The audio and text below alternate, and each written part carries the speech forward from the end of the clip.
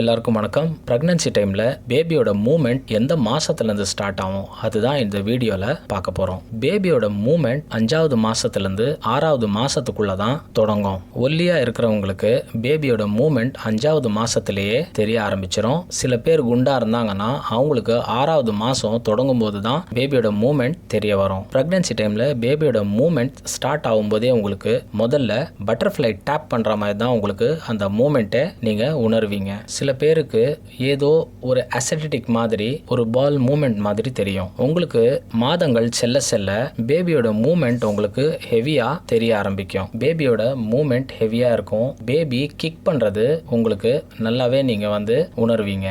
ஆரோக்கியமான குழந்தை அப்படின்னு பாத்தீங்கன்னா 1 மணி நேரத்திற்கு கிட்டத்தட்ட ஒரு 10 வாட்டியாவது பேபி கிக் பண்ணணும். நடுவுல கொஞ்சம் கொஞ்சம் மூமெண்ட். அப்படி இல்லைன்னா 2 மணி நேரத்துக்கு ஒரு 10 கிக், சின்ன சின்ன மூமெண்ட். இது எல்லாமே ஒரு ஹெல்த்தி பேபிக்கான சிம்டம்ஸ். 5வது மாதம் தொடங்கிடுச்சு, 6வது மாதம் தொடங்கிடுச்சு, எனக்கு பேபியோட மூமெண்ட்ஸே தெரியல அப்படின்னு நீங்கள் ஃபீல் பண்ணீங்கன்னா உடனே உங்கள் டாக்டரை கன்சல்ட் பண்ணுங்க. இன்னொரு முக்கியமான விஷயம், உங்களுக்கு பேபியோட மூமெண்ட்ஸ் தெரிய ஆரம்பிக்கும் போது திடீர்னு பேபி மூமெண்ட்ஸ் பண்ணுது, திடீர்னு பேபி மூமெண்ட்ஸ் பண்ணாமல் இருக்குது அப்படின்னா நீங்கள் பேனிக் ஆகிடாதீங்க. கொஞ்சம் பொறுமையாக இருங்க.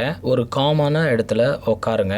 ஏதாவது ஆகாரம் சாப்பிடுங்க. இல்லை ஜூஸ், ஃப்ரூட்ஸ், இளநீ, வாட்டர்மெலான், தண்ணி கொஞ்சம் நிறைய குடிங்க. அதுக்கப்புறம் நீங்க லெஃப்ட் சைட்ல படுங்க. படுத்தீங்கன்னா கண்டிப்பா உங்க பேபி மூமெண்ட்ஸ் பண்ண ஆரம்பிப்பாங்க. ஆனா பேபி மூமெண்ட் பண்ணிக்கிட்டே இருக்கணும்.